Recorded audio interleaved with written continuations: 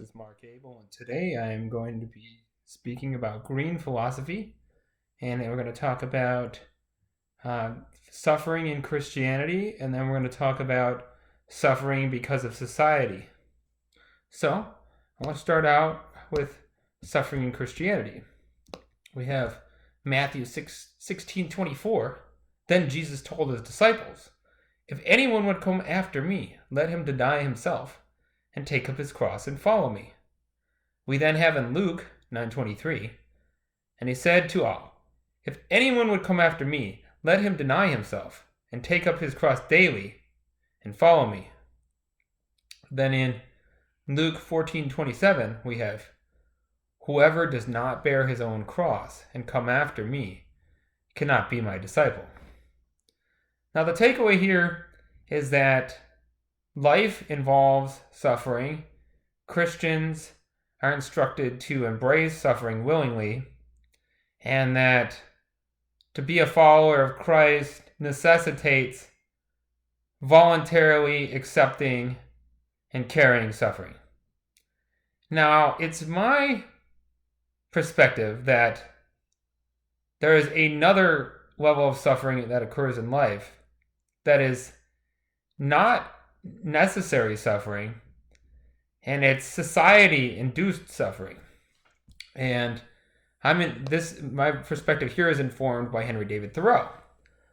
"I sometimes wonder that we can be so frivolous, I may almost say, as to attend to the gross but somewhat foreign form of servitude called Negro slavery, that there are so many keen and subtle masters that enslave both North and South. It is hard to have a Southern overseer. It is worse to have a Northern one, but worst of all, when you are the slave driver of yourself." Now, it's really important that we take this passage as a tongue-in-cheek, sarcastic comment.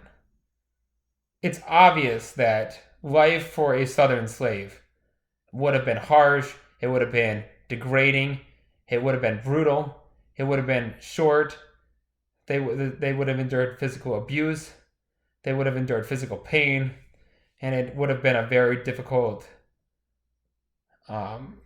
excruciating existence. And self-chosen, autonomous work by hard-driving, ambitious Northerners would not have been the excruciating life that a slave endured in the American South before the Civil War. That said, it's a funny, sarcastic, tongue-in-cheek comment because Thoreau is saying it's society that encourages us to be workaholics. It's society that encourages us to take on too many obligations and too many responsibilities. And if we just exercise some self-compassion, we don't necessarily need to take on so many onerous burdens. It's not necessary.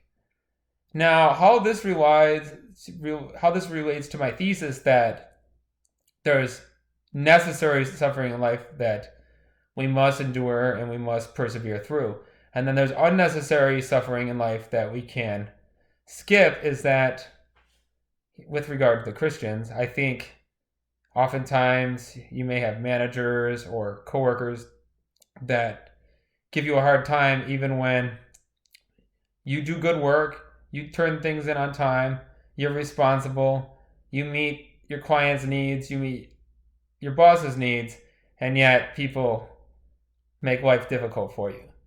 That probably falls into category 1 of the Christian suffering that's necessary. However, a lot of people feel as if they need to work a 9 to 5. Why do they need to work a 9 to 5? It's almost a society-imposed form of suffering. Well, you work a 9 to 5 because that's what society expects of you.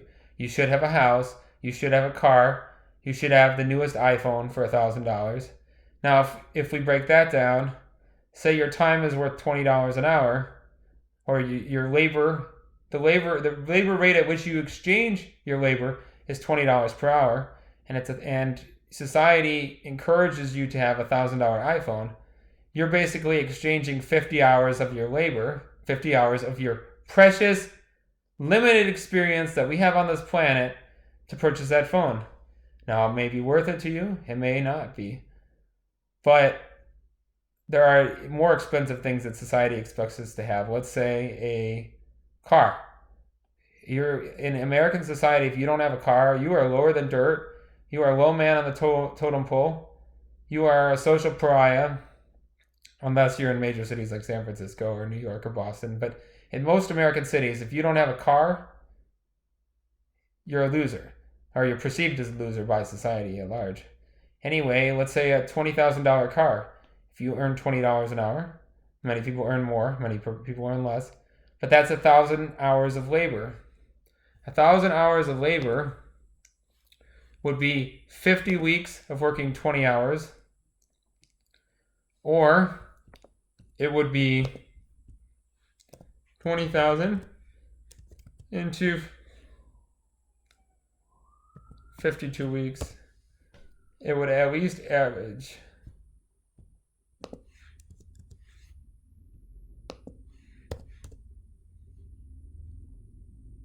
$384 a week for 52 weeks. Yes. So, all in all, society strongly pressures us to have cars, and which we exchange our labor power for. Society encourages us to have iPhones, which we exchange our labor power for.